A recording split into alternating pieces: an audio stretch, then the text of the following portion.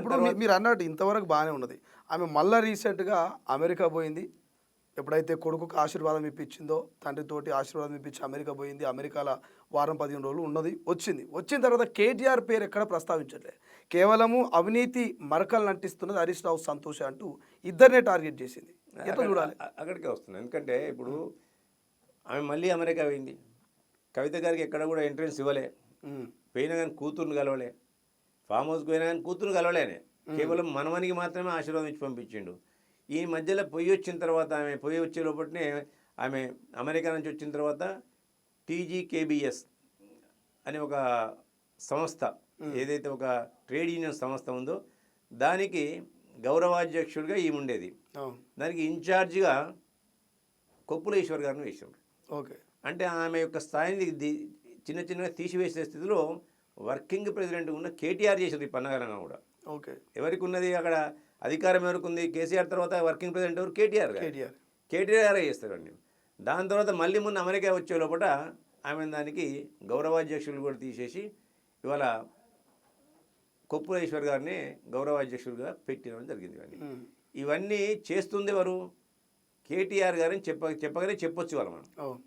కానీ family sentiment డ్రామాను ముద్రించడానికి ఇలా ఏదైతే ఇవాళ ఈ కత్తులన్నీ కూడా ఎవరి వైపు తిప్పాలని ప్రయత్నం చేసిన ఇప్పుడంటే రామారావు గారు, కేటీఆర్ గారు వాళ్ళ అన్నా చెల్లెల మధ్యలో ఏం ఒప్పందం జరిగిందో.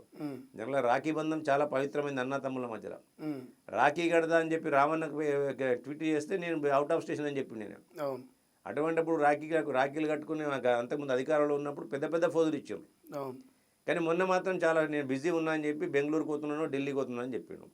అంటే ఇదంతా చెదిరిన తర్వాత ఈమె ఢిల్లీకి అమెరికాలో ఉన్నప్పుడు కేటీఆర్ గారు పోయి హరీష్ రావు గారి ఇంటికి వెళ్ళారు. కలిసి వచ్చి అక్కడ వాళ్ళ చీకటి ఒప్పందం ఏందో ఎవరికి తెలియదు, వాళ్ళ మధ్యలో ఉన్న సంబంధం ఏందో తెలియదు. అప్పుడే మరి వీళ్ళిద్దరు కలిసి కవితనే టార్గెట్ చేద్దామని నిర్ణయించుకున్నారా? అవి ఉండొచ్చు బహుశా. బావమరుదుల మధ్యలో కుదిరిన ఒప్పందము ఇలా కవితను టార్గెట్ చేస్తే మన పని అయిపోతే మనం సేఫ్గా ఉండొచ్చు అని చెప్పి. కానీ ఇప్పుడు అన్నకు వాళ్ళ నాన్నకు జాగ్రత్తలు చెప్తుంది కదా, డాడీ అన్న జాగ్రత్తగా ఉండండి ఇటువంటి వాళ్ళతోటి అని చెప్పేసి సలహాలు సూచనలు చేస్తుంది కదా. ఆడికి కూడా వస్తున్నాడు. ఇదంతా జరిగిన తర్వాత మళ్ళీ ఏమైంది? సయోధ్య కుదరచ్చు. జనరల్గా ఫ్యామిలీ అన్ననే. పెగుమందాన్ని ఎవరు తెంపలేరు. కాబట్టి ఇలా బయట వ్యక్తులు ఎవరు? ఇలా అక్కడ ఉన్న వాళ్ళ ఆ ఫ్యామిలీలో విదిన్ ద ఫ్యామిలీలో బయట వ్యక్తులు ఎవరు? ఈమె ఎప్పటికైనా పోవచ్చు. ఓకే. చెల్లె ఎప్పటికైనా పోవచ్చు, చెల్లె రామ్మాని తీసుకుపోవచ్చు ఎప్పటికైనా. కానీ ఇలా బయట వ్యక్తులు ఎవరు ఎక్కడ ఉన్నది? హరీష్ రావు, సంతోష్ రావు అంటే వాళ్ళ చిన్నమ్మ కొడుకు, హరీష్ రావు మేనత్త కొడుకు. ఇద్దరు బయట వ్యక్తులు ఉన్నంతలో ఇద్దరు బయట వ్యక్తులు. కాబట్టి ఇలా వారిపైన బాణాన్ని వదిలి మళ్ళీ వాళ్ళు ఎప్పటికైనా ఒకటిగా వచ్చేసేదిగా ఉంటుంది. ఇలా ఎప్పుడైతే కాళేశ్వరం మీద పీసీ ఘోష్ కమిషన్ గారు, జస్టిస్ పీసీ ఘోష్ కమిషన్ గారి యొక్క నివేదిక వచ్చిందో, ఎప్పుడైతే సిబిఐకి అప్పచెప్పిండ్రో చెప్పగానే పీఠాలన్నీ కూడా కదులుతాయి. అలా ఎవరెవరనేది కదులుతుందని చెప్పి ఇవాళ ఈ యొక్క డ్రామా ఆడిన తప్ప ఇంకోటి కాదని చెప్పి నేను భావిస్తున్నాను. నిజంగానే వీళ్ళకి ఇంత ఉన్నట్టయితే ఆ రోజు గజ్వేల్లో పోటీ చేస్తున్నప్పుడు, కేసీఆర్ గారు పోటీ చేస్తున్నప్పుడు ఒంటేరు ప్రతాప్ రెడ్డి గారు పోటీ చేసి ఆయన సభాముఖంగా చెప్పిండు, హరీష్ రావు గారు ఓడగొట్టడానికి నేను ప్రయత్నం చేసిందని చెప్పి. హరీష్ రావు గారిని నన్ను కేసీఆర్ని ఓడించండి, నేను ఎంతైనా డబ్బులు పెడతానని చెప్పి. మరి హరీష్ రావు మీద అప్పుడెందుకు చేసుకోవాలి? మీరు అందరూ అప్పుడెందుకు ఒత్తిడి చేయలే? హరీష్ రావు మీద అప్పుడే ఒత్తిడి చేసుకోవచ్చు కదా. నీవే చెప్పినావు కదా. ఇవాళ ఇంకోటి ఏంటంటే 60 లక్షల రూపాయలు అప్పుడు మా అన్నను సిరిసిల్లలో ఓడించడానికి ఇవాళ 60 లక్షల రూపాయలు పంపించిన వ్యక్తి నాకు చెప్పిండని చెప్పినప్పుడు మరి అప్పుడు మీరు రామన్నను నువ్వు ఎందుకు అది చేయలేను? మీరు రామన్నను చేయడానికి మరి హరీష్ రావు గారు మీరు అప్పుడు టార్గెట్ చేయొచ్చు కదా. మళ్ళీ కేసీఆర్ నన్ను ఓడగొట్టించాలని చెప్పినప్పుడు కూడా నువ్వు టార్గెట్ చేయొచ్చు కదా. ఇప్పుడు నేరెళ్లలో ఇవ్వాలని మీరు చెప్తుండ్రు, ఇవాళ మీరు చిలక పలుకులు పలుకుతుండ్రు. నేరెళ్ల సంఘటన కారకులు సంతోష్ రావు, అది మా అన్న మీదకి వెళ్ళిందని చెప్పి ఆ రోజు నువ్వు బహిరంగంగా ఎందుకు చెప్పలేదు వచ్చి బయటికి?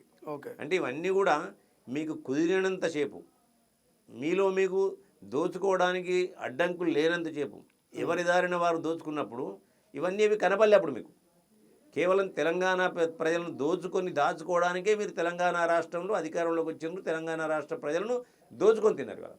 ఎప్పుడైతే అధికారం కోల్పోయిన తర్వాత మీరు చేసిన అవినీతి అక్రమాలు ఒక్కొక్కటిగా బయటపడుతుంటే మీరుగా కాపాడుకోవడం కొరకు ప్రజల దృష్టిని మళ్లించడానికి చేస్తున్న ఫ్యామిలీ సెంటిమెంట్ డ్రామా పండించడానికి ప్రయత్నం చేస్తుండే తప్ప ఇలా మీరందరూ కూడా చీకటి మిత్రులే, ఒకే తాను ముక్కలు మీరందరూ.